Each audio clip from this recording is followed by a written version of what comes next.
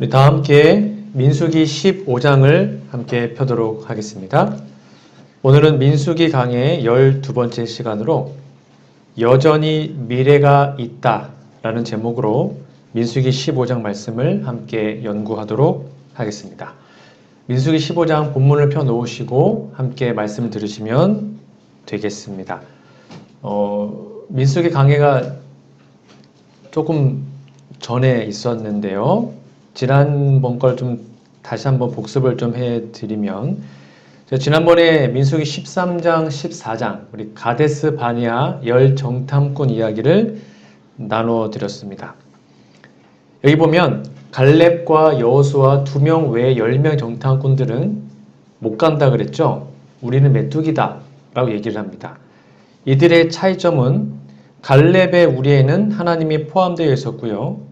그들 10명과 백성들의 우리에는 하나님이 배제되어 있었죠. 그래서 그들의 그 믿음의 부족으로 결국 가나안에 들어가지 못하게 됩니다. 백성들이요, 아이고 나 죽겠네, 죽고 싶다, 애굽에 돌아가자 이런 말을 하게 됩니다. 그러자 하나님께서 너희 말이 내 귀에 들린 대로 내가 너희에게 행하겠다라고 말씀하십니다. 그래서 우리의 말이 곧 기도다. 우리의 말이 씨가 된다라고 설명을 드렸습니다. 그래서 이왕이면 우리의 입에서 좋은 말이 나와야 합니다. 우리 입에서 나오는 말이 어떤 말인가가 우리의 운명을 결정지을 수 있습니다. 그래서 이왕이면 긍정적이고 희망적인 말을 할 때 그 말이 이루어질 수 있다. 그리고 지난번에 말씀드리기를 불신을 버리고 믿음을 선택하자라는 것으로 지난번 민수기 강의가 마쳤습니다. 오늘은 이어서 15장을 좀 보도록 하겠습니다. 민수기 13장과 14장, 즉 열 정탐꾼 이야기는 즉 가데스 바네아에서 일어났는데요. 이거는 출애굽 역사에서 그 백성들의 거대한 전환점이 되었습니다. 그들은 지금까지는요, 가나안에 대한 희망을 갖고 살았죠. 적과 꿀이 흐른다더라, 좋은 땅이다, 약속의 땅이다, 그런 희망을 갖고 광야길이지만 힘들어도 참고 버텼습니다. 왜냐하면 갈 목표가 있었기 때문이죠. 그러나 가데스 바네아 이후에 꿈이 사라졌습니다. 왜요? 다 죽는다 그랬습니다. 갈렙과 여호수아 외에는 아무도 못 들어간다. 20세 이상은 다 광야에서 죽을 거다라는 선고를 들었기 때문입니다. 그러니까 어차피 그들이 광야에서 죽게 될 운명이었기 때문에 그들이 이제 돌이켜서 광야로 갈 때 얼마나 마음이 아팠을까요?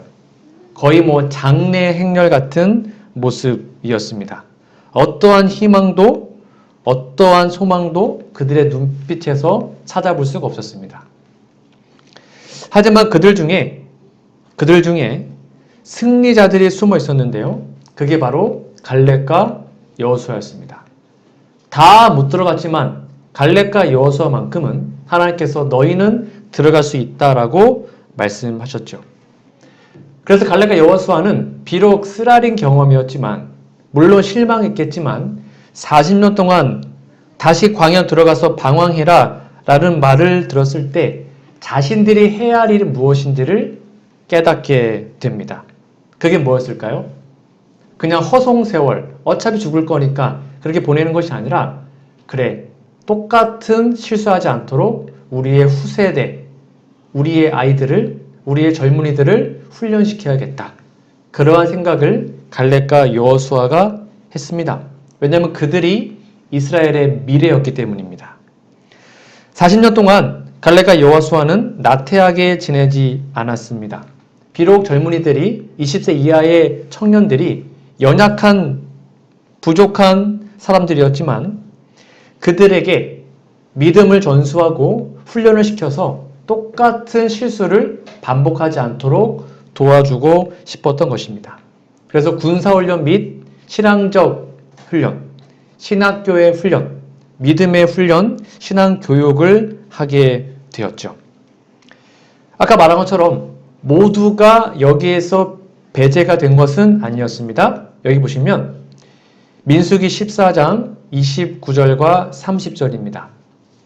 너희 시체가 이 광야에 엎드러질 것이라 너희 중에서 20세 이상으로서 계수된 자 곧 나를 원망한 자 전부는 못 들어간다 그랬습니다. 뒤집어 얘기하면 19세까지는 들어갈 수가 있었던 겁니다. 아직 어린 아이들이었기 때문에 청소년들이었기 때문에 그들에게는 하나님이 기회를 한 번 더 주셨습니다.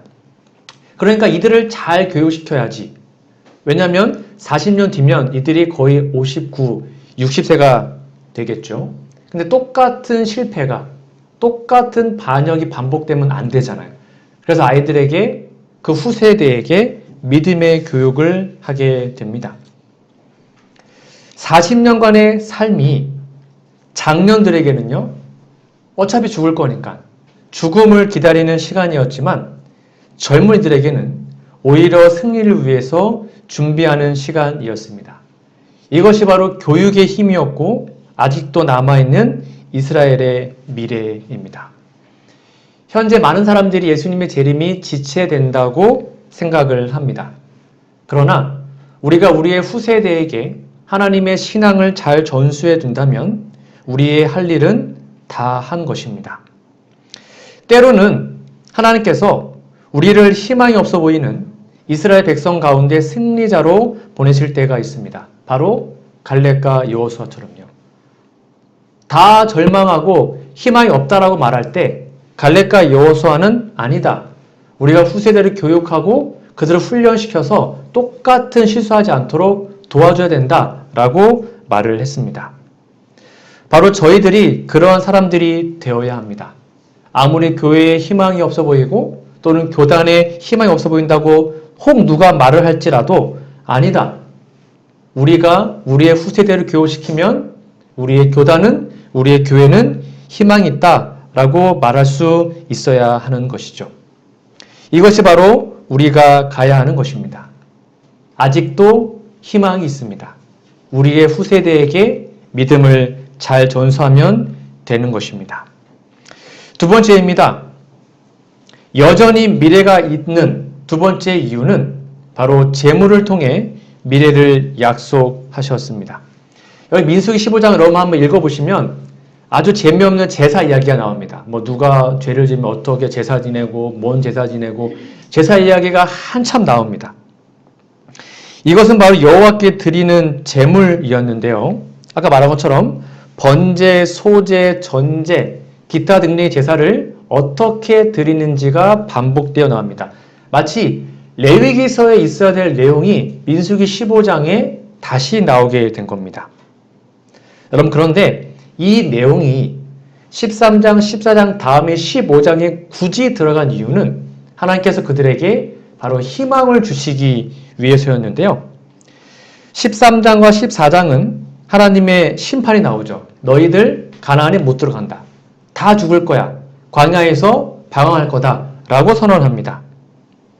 그로 인해서 이스라엘 온 백성은 장사집, 쉽게 말하면 장례식 분위기였습니다.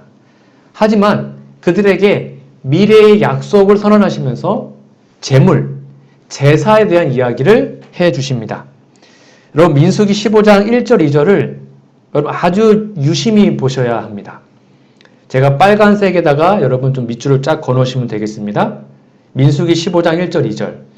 여호와께서 모세에게 말씀하여 이르시되 이스라엘 자손에게 말하여 그들에게 이르라. 너희는 내가 주어 살게 할 땅에 들어가서. 여러분, 13장, 14장에는 가나안에 못 들어간다. 다 죽을 거다. 이렇게 얘기한 다음에 15장에는 내가 주어 너희로 살게 할 그 땅에 들어가게 되면 이렇게 제사를 드려라 라고 얘기합니다. 이 말씀은 무엇을 전제로 합니까? 바로 민수기 15장에 나오는 제사 이야기는 모두 하나님께서 그들을 가나안 땅으로 인도하신다는 전제하에 주어진 것입니다. 비록 엄마 아빠 1세대가 실패했지만 그 자녀 세대들은 반드시 하나님이 훈련시켜서 가나안 땅에 들어가게 할 거다. 거기에 가게 되면 이렇게 예배드려라. 이것은 후세대에게 가나안 땅에 들어갈 수 있는 그 약속을 기본 전제로 깔고 하신 말씀이 15장에 나와 있는 내가 주어 살게 할 땅에 들어가서입니다. 그러면서 18절 19절에도 이어서 얘기합니다. 보십시오. 민수기 15장 18절 19절 이스라엘 자손에게 말하 이르라 너희는 내가 인도하는 땅에 들어가거든. 다 절망하고 우리는 못 간다 망했다라고 말할 때 하나님은 아니다. 내가 너희를 다시 가나안으로 인도할 거야. 희망 버리지 마. 너희 후세대는 거기에 들어가게 된다. 라고 약속을 하신 것이죠. 여기서 하나님께서는 분명히 그들을 가나안 땅으로 인도하여 들이실 것과 더 나아가서 그들의 후손들이 가나안 땅에서 하나님께 예배드리고 그 양식을 먹게 될 것이라고 다시 한번 약속하셨습니다. 모세가 이 말을 들었을 때 아마 귀가 번쩍 뛰었을 겁니다. 왜냐하면 하나님은 그들에게 다시 한번 희망과 소망의 말씀을 주셨기 때문이죠. 이게 바로 하나님의 은혜의 표현인데요. 그 은혜는 바로 예수님을 상징하는 희생 제물을 통하여 얻을 수 있습니다. 보십시오. 민수기 15장 19절에서 21절에 있는 말씀입니다. 그 땅의 양식을 먹을 때 여호와께 거제를 드리되, 여러분 이 거제가 뭐냐면요, 제물을 높이 들었다가 내리는 제사를 다 거제라 그럽니다. 거제가 뭐라고요? 제물을 높이 들었다가 내리는 게 거제예요. 그래서 너희의 처음 익은 곡식 가루 떡을 거제로, 이게 원래 소제인데 이렇게 드리면 거제입니다. 거제로 타작 마당의 거제같이 들어드리라. 이게 올려드리라는 것입니다. 너희의 처음 익은 곡식가루 떡을 대대에 여호와께 거제로 드릴지어다. 바로 이것이 제물을 통해 나타난 이스라엘의 희망이요 미래였습니다. 하나님이 그들을 가나안 땅에 다시 한번 들어가게 약속하시고 거기에서 양식을 먹게 하시고 그 양식을 가지고 나에게 예배 드릴 수 있도록 해주겠다라고 희망과 소망의 말씀을 주신 것이죠. 뭘 통해서요? 희생 제물을 통해서 미래를 약속하신 것입니다. 마치 하나님께서 아담과 하와가 선악과를 따먹고 범죄한 다음에 그들에게 저주와 심판의 말씀을 하시기 전에 먼저 복음을 전하셨죠. 이게 원래 하나님의 진짜 마음이거든요. 여기 보시면 창세기 3장 15절입니다. 여러분 잘 아시는 인류에게 주셨던 첫 번째 복음입니다. 원복음이라 그러죠. 내가 너로 여자와 원수가 되게 하고 내 후손도 여자의 후손과 원수가 되게 하리니 여자의 후손은 내 머리를 상하게 할 것이다. 그리고 너는 그의 발꿈치를 상하게 할 것이다. 그래서 내가 여자의 후손을 통해서 너를 다시 구원하겠다라고 복음을 먼저 선포하십니다. 그렇죠? 저주가 먼저가 아니었습니다. 복음이 먼저였습니다. 그런 다음에 19절 너는 흙이니 흙으로 돌아갈 것이다. 먼저 살 길 알려주신 다음에 그러나 너는 죽을 거다. 복음을 먼저 선포하시는 하나님의 모습을 보게 됩니다. 그 희망의 중심에는 예수님의 십자가가 있었던 것이죠. 그래서 지금 40년 동안 방황하고 다 못 간다고 하니까 얼마나 그들이 마음이 아팠겠습니까? 근데 그들에게 그 광야에서 너희가 죽지만 너희 후세대가 가나안에 가면 혹 가나안에서 실수하고 죄를 지으면 내가 이 제물을 통해서 희생 제물을 통해서 너희들 용서하겠다라고 약속을 하시는 겁니다. 이게 바로 그들의 용기를 북돋아 주었습니다. 민수기 15장 22절로부터 24절에 있는 말씀을 보겠습니다. 요게 레위기 4장에 나와 있는 것과 짝꿍입니다. 여기다 좀 써놓으시면 됩니다. 레위기 4장이라고 써놓으시면 서로 비교해 보시면 되겠습니다. 너희가 그릇 범죄하여 여호와가 모세에게 말씀한 이 모든 명령을 지키지 못하면 곧 여호와께서 모세를 통하여 너에게 명한 모든 것을 여호와께서 명한 날 이날부터 너희 대대에 지키지 못하여 회중이 부지 중에 범죄하거든 온 회중은 수송아지 한 마리 여호와께 향기로운 화제로 드리고 규례대로 소제와 전제를 드리고 순염소 한 마리를 속죄대로 드려라. 그러면 뭐한다? 용서하겠다. 이렇게 희망의 기별을 주십니다. 여러분들 여기까지만 들으면 우리는 무조건 죄 지으면 다 용서받나? 그렇게 생각을 하지만 그 다음에 이거는 그릇 범죄하고 부지 중에 실수한 것입니다. 하지만 그 다음에 하나님은요. 민수기 15장 30절 31절에 아주 강력한 경고의 기별을 이렇게 말씀하십니다. 이 말씀 여러분 좀 잘 이해하셔야 합니다. 민수기 15장 30절 31절입니다. 아까 말한 것처럼 부지 중에 실수할 수 있습니다. 그거는 희생제물을 통해서 용서하십니다. 그런데 30절입니다. 본토인이든지 타국인이든지 고의로 이게 뭡니까? 알면서 그쵸? 알면서 고의적으로 무엇을 범하면 누구나 여호와를 비방하는 자니 그러니까 알면서 짓는 죄가 여호와를 비방하는 거랍니다. 그의 백성 중에서 뭐 한대요? 끊어진다. 여기는 희생제물의 내용이 없어요. 그런 사람은 여호와의 말씀을 멸시하고 그의 명령을 파괴하였은즉 그의 죄악이 자기에게로 돌아가서 온전히 끊어지리라. 성경에서 끊어진다는 말은 뭐냐면 멸망당하다 그 말입니다. 우리가 실수할 수 있습니다. 우리 죄인이니까 연약하니까 넘어질 수 있어요. 그 하나님이 다 이해하시고 희생제물을 통해서 우리를 용서해 주십니다. 그게 복음이죠. 근데 우리가 복음을 들었고 다 아는데 일부러 고의적으로 알면서 의도적으로 어떠한 죄를 계속 짓고 있다면 그게 여호와를 비방하는 것입니다. 여호와를 멸시하는 것이죠. 그런 사람은 끊어진다라고 성경은 우리에게 말하고 있습니다. 그래서 이 교훈은 우리에게 아주 중요한 메시지를 주는데요. 다윗도 이렇게 하나님께 기도했죠. 옆에다가 적어 놓으세요. 시편 19편 13절, 민수기 15장 30절에다가 적어 놓으시면 되겠습니다. 짝꿍입니다. 고의적으로 범한 죄가 무엇인지 다윗이 시편 19편 13절에 이렇게 기록합니다. 다윗의 기도입니다. 또 주의 종으로 고범죄를, 이게 아까 말한 고의적으로 범하는 죄입니다. 알면서 짓는 죄. 고범죄를 짓지 말게 하사 그 죄가 나를 주장치 못하게 하소서. 이게 무슨 말인가 하면 우리가 실수할 수 있어요. 그건 하나님이 다 이해해 주십니다. 그런데 알면서 죄를 지으면 그 죄가 나를 뭐 한답니까? 주장한답니다. 이게 무슨 말이에요? 죄의 종이 된다는 것입니다. 죄의 세력에서 벗어날 수 없다는 것이죠. 알면서 짓는 죄가 있으면 그 죄가 나를 주장합니다. 하나님이 나를 주장해야 되는데 죄가 나를 주장하게 됩니다. 그러면 결국 끊어지게 되는 것입니다. 그리하시면 내가 정직하여 큰 죄과에서 벗어나겠나이다. 이 부분을 우리 영감의 글은 이렇게 표현하고 있습니다. 밑에 거 잘 보십시오.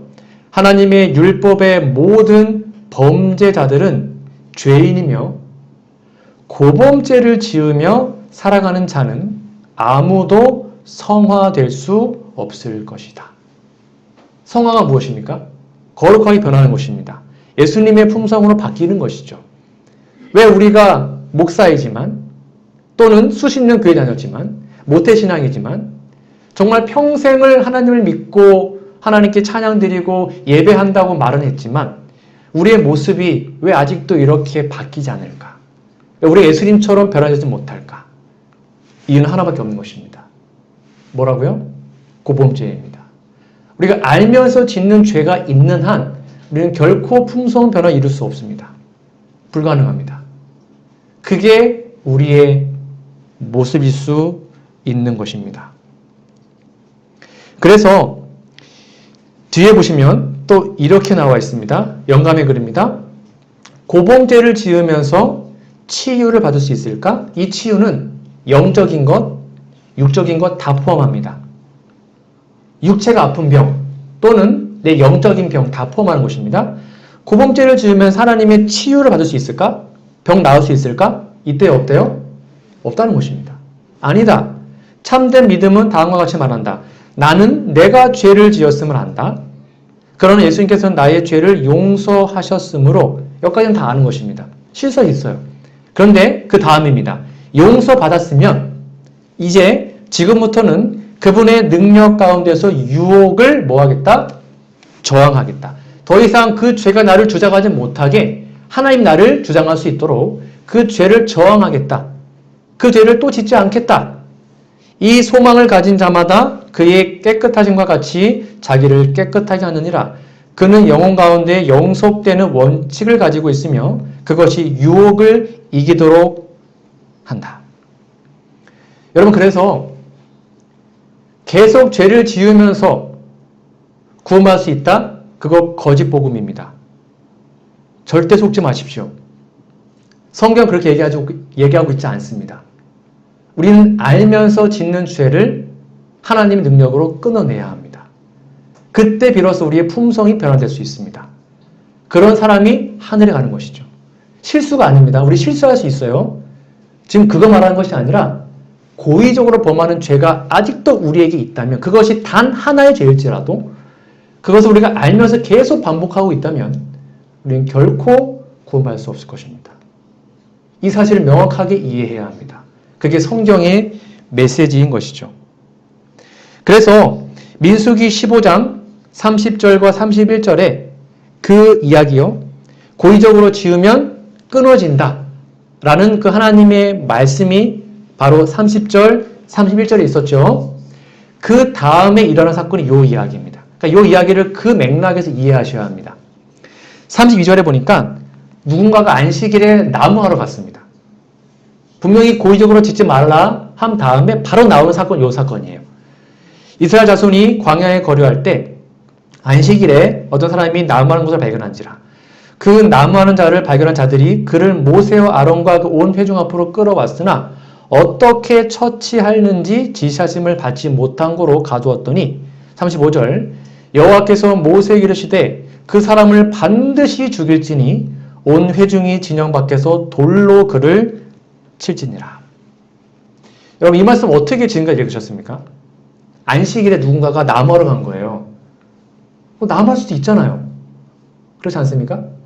그럼 하나님 어떻게 했어요? 돌로 쳐 죽여버렸습니다. 이걸 어떻게 이해해야 될까요? 이거를 그냥 우리한테 적용하면 우리 안식일 범하면 다 죽어야 되는 거예요. 그렇죠? 안식일에 장사하면 다 죽고 일 가면 다 죽고 안식일날 핸드폰 하면 다 죽고 이런 개념인 거예요. 그냥 이걸 잘못 오해하면. 그래서 많은 일반 개신교회에서 안식일이 폐했다라고 말할 때 이 얘기를 자주 합니다. 니들 안식일 지키려면 이렇게 지켜야 된다. 구약의 안식일을 나무하면 다 죽었다. 이렇게 지키냐 이렇게 말하는 걸 제가 몇 번 들었거든요. 이 말씀을 어떻게 이해해야 할까요? 이걸 그대로 우리 삶에 그냥 그대로 적용한다면 아마 살아남은 사람이 있을까요? 없을 겁니다. 다 죽을 겁니다. 이게 도대체 무슨 말일까요? 아까 말한 것처럼 고의적으로 범하지 말라 라는 게 31절 말씀이었죠. 그 맥락에서 이해하셔야 합니다. 이 사람이 안식일날 나무한 그 근본 동기가 무엇일까? 영감의 글에 이렇게 나와 있습니다.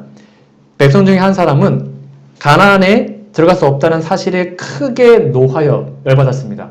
왜 우리가 다 죽어야 돼? 광야에서 열받네. 하나님의 율법에 대한 자신의 반항심을 나타내기로 결심하고 오이씨 그래? 우리 죽는다고? 이렇게 결심하고 안식일에 나무하러 간 것입니다. 광야에 머무는 동안에는 제7일에 불을 피우는 것이 엄격히 금지되었습니다. 왜냐하면 광야 따뜻하거든요. 불 피울 게 없어요. 이 금령은 가나안 땅에서는 연장되지 않았습니다. 그러니까 가나안 땅에서는 나무해도 돼요. 왜요? 그곳은 기후가 차서 자주 불을 피울 필요가 있었기 때문입니다. 그러니까 이 법령 자체가 문제가 아니었던 것입니다. 그러면 이 사람의 행위는 부주의나 무지의 결과로 몰라서 그런 게 아니라 죄를 지은 것이 아니고요. 몰라서 그런 게 아니라 외람되이 어떻게 해요? 고의적으로. 아까 똑같은 말씀이죠.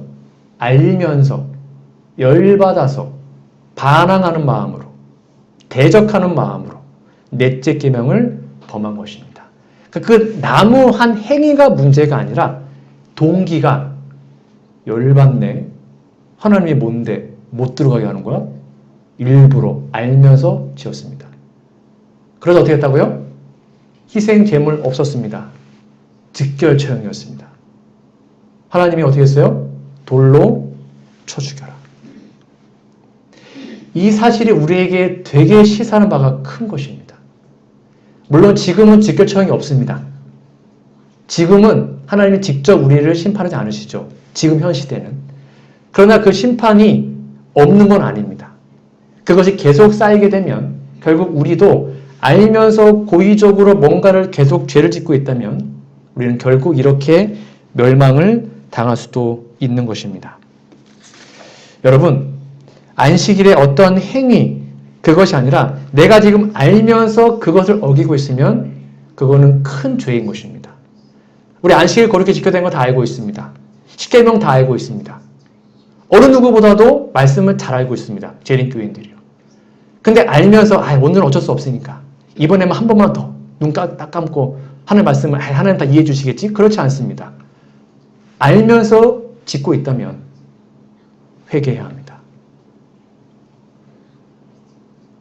이게 여기에 나와 있는 하나님의 말씀인 것이죠. 하나님께서는 고의적으로 반항적으로 안식일에 남은 한 사람을 돌로 쳐 죽이라고 하셨습니다. 안식일 나무를 하러 나갔던 그 사람은 그 세대의 그 사람들의 태도를 대표하는데요. 그들은 애굽을 떠났지만 애굽이 그들을 떠나지 않았습니다. 하나님께서 그들을 자유케 하셨지만 아직도 그들은 죄의 노예였습니다. 하나님은 그들에게 일로부터의 자유, 모든 생명으로부터의 자유, 행복한 안식일을 주셨는데 그들은 그 안식일에 나뭇가지를 줍고 있었던 것이죠.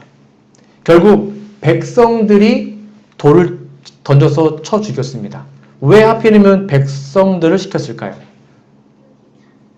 백성들 마음속에도 그 마음이 있었거든요. 열받았거든요. 왜 우리는 죽어야 돼, 광야에서? 그래서 그 똑같은 죄를 짓지 말도록 하나님께서 해주신 겁니다. 자, 그렇다면 여러분, 무조건 반항적인 죄를 짓는 사람에게는 아무런 희망은 없는 것일까요? 고범죄는 다 멸망당하는 것입니까? 정말 악한 왕들 중에 가장 악한 왕, 므낫세 혹시 기억나십니까? 이 므낫세는 정말 악한 왕이었습니다. 이 왕은요, 어떤 일을 했냐면, 잘 아시죠? 수많은 사람들을 죽였고요, 우상 숭배했고, 심지어는 어린아이를 제물로 드리는 우상 숭배까지 했습니다. 그리고 주술과 마귀 예배를 드려왔던 사람이었습니다. 당연히 즉결 처형 당할 정말 악한 왕 중에 악한 왕이었죠. 그런데 하나님께서 이 므낫세가 회개하자, 진심으로 돌이키자, 그를 용서하십니다. 역대하 33장 11절 12절입니다. 므낫세가 환난을 당하여 그 하나님 여호와께 간구하고 그 열조의 하나님 앞에 크게 겸비하여 기도한 거로 하나님이 그 기도를 들으시며 그 간구를 들으시사 누구까지도요? 이렇게 악한 왕이었던 므낫세의 기도까지도 하나님이 들으십니다. 저로 예루살렘에 돌아와서 다시 왕위에 거하게 하심에 므낫세가 그제야 여호와께서 하나님이신 줄 알았더라. 혹 지금까지 우리가 알면서 지은 죄가 있었다면 네, 지금이라도 우리가 뭐 하면 되는 것입니까? 겸비한 마음으로 그 죄를 버리고 돌이키면 됩니다. 그러면 하나님이 아직 은혜의 시가 있는 이 때에 우리 죄를 용서하시고 우리 다시 한번 살리실 겁니다. 그러한 모습이 우리의 모두의 모습이 되기를 간절히 소망합니다. 성경은 말합니다. 하나님이 세상을 이처럼 사랑하사 독생자를 주셨으니 이는 저를 믿는 자마다 누구든지 가장 악한 왕일지라도 하나님을 믿으면 예수님을 믿으면 아직도 멸망치 않고 영생 얻을 수 있는 길이 있는 것이죠. 그러므로 고의적으로 죄를 짓지 마십시오. 그 고의적인 죄가 있다면 하나님께로 나아가셔서 그 죄를 이길 힘을 달라고 기도하시기 바랍니다. 반드시 그 죄를 하나님의 능력으로 이겨내야 합니다. 그때 우리는 비로소 진정한 구원을 받을 수 있을 것입니다. 우리에게도 예수님의 십자가는 유일한 희망이요 미래입니다. 죄로 인해 미래 잃어버린 자들이 또다시 내일을 바라볼 수 있는 이유는 바로 그리스도의 십자가 덕분이죠. 바로 그분의 희생이 우리의 희망이고 그분의 보혈이 우리의 보배이며 그분의 사랑이 우리의 유일한 복음인 것입니다. 혹시 여러분 중에 이 가데스 바네아의 이 경험을 개인적으로 하고 있는 분 계십니까? 내 죄 때문에 너무 절망스럽고 다 포기하고 싶고 자포자기하고 절망 가운데 혹시 살고 계십니까? 꿈과 희망이 사라진 채 마치 40년 동안 방황해도 가나안에 못 들어가는 그 사람들처럼 그냥 광야에서 다 죽을 거니까 대충 살자. 혹시 그런 마음으로 우리 마음이 들어와 있다면 아직도 이스라엘에게 희망이 있음을 기억하십시오. 우리의 후세대가 있습니다. 그리고 예수님의 십자가 희생을 통해서 우리는 다시 한번 살 수 있는 길을 얻게 된 것입니다. 그러므로 고의적인 죄에서 해방되어 아직도 희망이 있음을 기억하고 그 하나님을 믿고 끝까지 주님의 길을 가는 우리 모두가 되기를 간절히 바랍니다. 말씀의 결론 맺겠습니다. 저는 오늘 민수기 15장을 말씀으로 해서 제목으로 해서 여전히 미래가 있다는 제목으로 함께 말씀을 드렸습니다. 오늘 말씀을 다시 한번 정리해드리면 우리의 후세대에게 아직 희망이 있습니다. 우리의 자녀들, 우리의 손자, 손주들에게 하나님의 복음이 잘 전해질 수 있도록 여러분 다시 한번 기도해 주시고 잘 자라날 수 있도록 도와주시기 바랍니다. 그리고 우리의 부지 중에 지은 죄, 우리의 실수 괜찮습니다. 하나님의 십자가, 예수님의 십자가로 우리는 다 용서받을 수 있습니다. 그러나 아직도 고의적으로 범한 죄가 있다면 그 죄를 하나님께 드리고 반드시 그 죄에서 해방 얻기를 바랍니다. 죄 짓지 말고 하나님의 능력으로 승리하셔서 우리 모두가 저 하늘 가나안까지 꼭 들어가는 저와 우리 모두가 되기를 간절히 바라며 오늘 말씀을 마치도록 하겠습니다.